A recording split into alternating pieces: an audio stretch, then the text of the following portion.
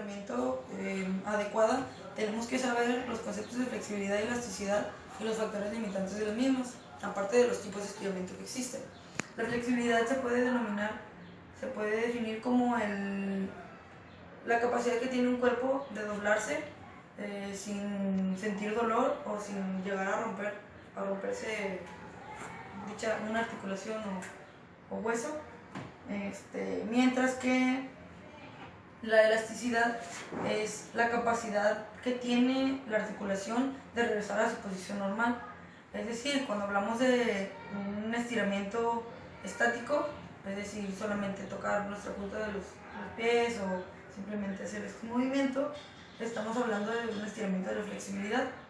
Mientras que si el movimiento es rápido, estamos hablando de un entrenamiento de la elasticidad que va a regresar más rápidamente a su lugar de origen y va a ser más elástico. Los factores limitantes. Los factores limitantes, el primero de estos es el tipo de articulación. El tipo de articulaciones que tenemos todas las personas son diferentes. Una persona puede tener las articulaciones más flexibles que otras, esto ya viene definido en nosotros, pero la articulación puede deformarse, depende del movimiento que nosotros demos. Es decir, si tú de chico, influye más de chico, es cuando se puede deformar. Haces un movimiento, un estiramiento forzado a una articulación, se va a deformar y va a tener esa capacidad de doblarse, de estirarse más. Esto es en los niños porque todavía no se completa un proceso de osificación. La grasa es también un limitante, aunque no es tan mencionado ni tan importante como otras cosas. Sí es limitante la grasa, porque si tenemos mucha grasa no vamos a poder el cuerpo no va a poder llegar a doblarse a tanto grado como una persona que no tiene. La edad es otro factor importante. Como ahorita dije, los niños pueden tener mayor amplitud de movimiento, mayor flexibilidad, porque se puede deformar esta articulación en los primeros años de vida. Mientras que en los 20-30 años más o menos se empieza a dejar de poder modificar las articulaciones y la amplitud del movimiento, porque hay un incremento de la masa muscular. A los 30 años deja de haber este incremento de masa muscular y puede volverse a reactivar, pero esto va a influir más que nada en el movimiento que haga la persona cotidianamente. Es decir, si una persona hace actividad deportiva, puede mejorar su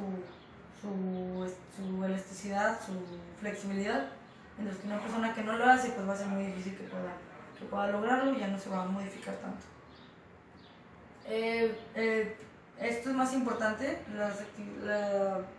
los movimientos que haces cotidianamente son más importantes que el sexo, el tipo de articulación y tu tipo de morfología.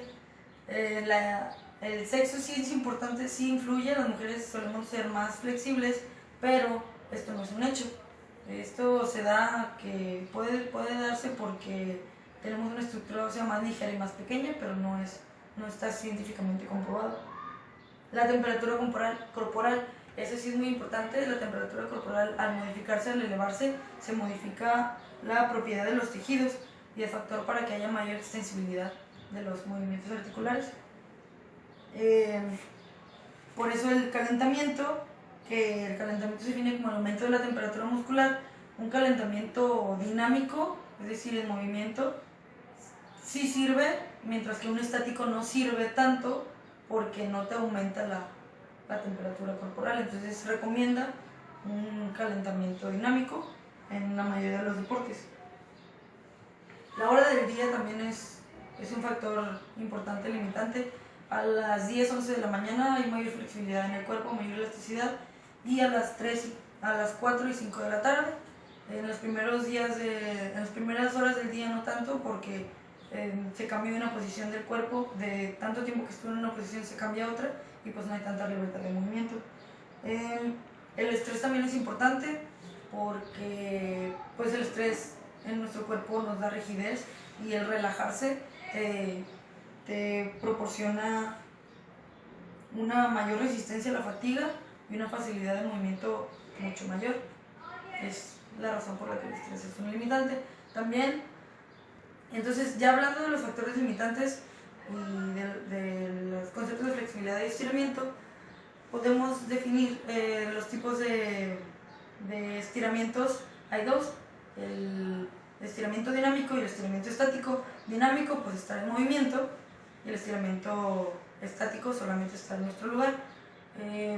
Esto, para ponerle un estiramiento a una persona, es muy importante primero saber el grado de flexibilidad, de elasticidad con el que ellos cuentan. Es decir, no podemos ponerles más de lo que pueden aguantar, porque podemos llegar a causar una lesión. Los estiramientos dinámicos se recomiendan mucho más que los estáticos, porque estos, como ya dije anteriormente, sí aumentan la temperatura la temperatura corporal. En los estiramientos dinámicos y estáticos hay tres tipos: los forzados, que son que alguien te ayude a hacerlo; los otros en los que nada más influye la gravedad del cuerpo, es decir, si tú estás en tu movimiento, tu movimiento normal, tú haces esto hacia abajo, la gravedad te está ayudando.